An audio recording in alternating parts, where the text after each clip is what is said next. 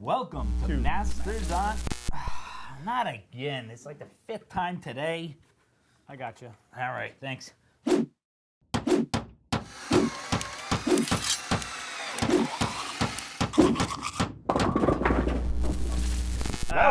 There we go. To Masters on Masters.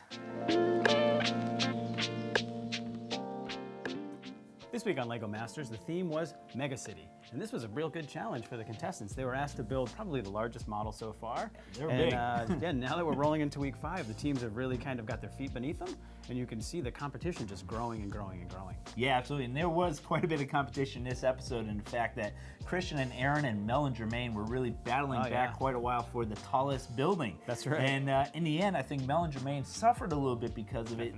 They got into the mindset they just got to beat them for the tallest building, and in the end forgot about the storytelling aspect of it, which is so critical in this competition. Yeah, we saw from week to week, storytelling can really kind of make or break some of the decisions for the teams.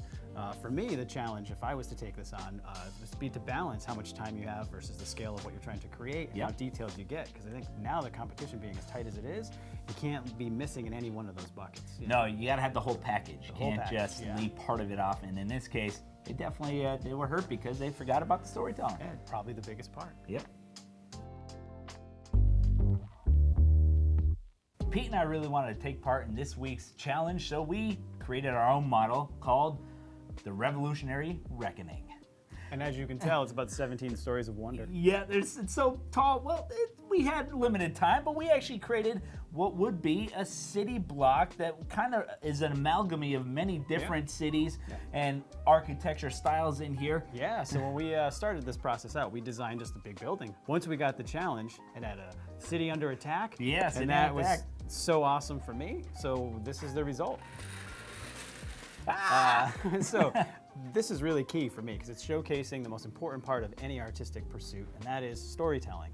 So Chris and I sat down, we put our heads together, and we brainstormed a giant mechanical George Washington. And you're probably asking yourself, why? And it really is a side effect of the architectural stylings that are being featured on the outside of the model. Once we had George Washington, we said we can't have George Washington be the person attacking the city. No, right? he's the founding father. He's the founding father, yeah. So we decided to have the earth itself is kind of reclaiming the world, and George Washington, who's known for cutting down cherry trees, he came back as a robot. He was mankind's last hope, and you can see him in here chopping up the roots to this thing so he can take back the city and make it safe for the people to inhabit again. This was a fun project to work on. I loved it.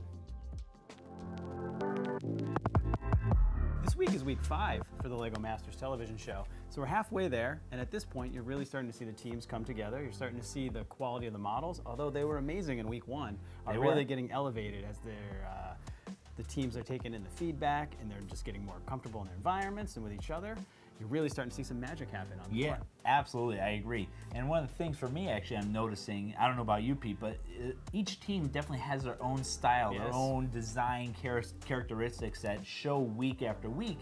And there's one team in particular I think you probably fit in really well with, and that would be Tyler and Amy, because everything they build is very whimsical and very almost cartoonish in many ways. Yeah, definitely. I think the style that they choose and the way they express it is very much in line with my personal aesthetic.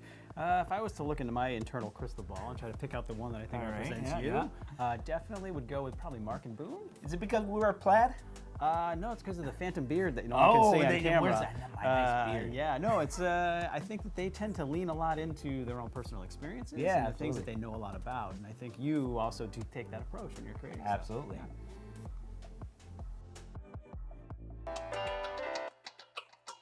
This week's big winners were Mark and Boone with their model, Pop's Food Truck Tower. Yeah.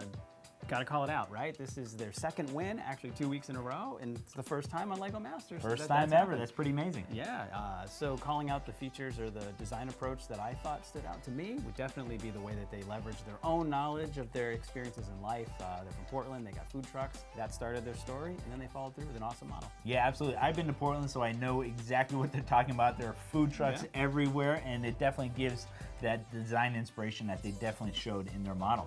Yeah. They started off with a little bit of a speed bump in their project, and the fact that they really couldn't get on the same page design-wise. They thought it was a little too industrial, but in the end, they did just like we would do here in our model shop, and they really just stepped back from the model, take a second, and then refocus as a team to get going on one direction. Definitely, and I think it paid off for them. Great job, guys. So 5 episodes in, we're pretty familiar with the teams that are left.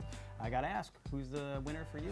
I have to stick with my original sleeper team that I picked earlier in the season. That would be Sam and Jessica. I'm sticking with them. Yeah, I've got to say that I've really been impressed with Amy and Tyler. I think their aesthetic fits something that I relate to, as well as their building skills are just top notch. They are. They're definitely a team to watch out for. I think there's a few teams really in the end. It's going to be it's a tough battle to the very end. Yeah.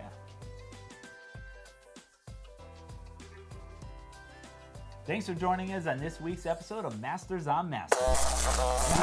Not again. Come on.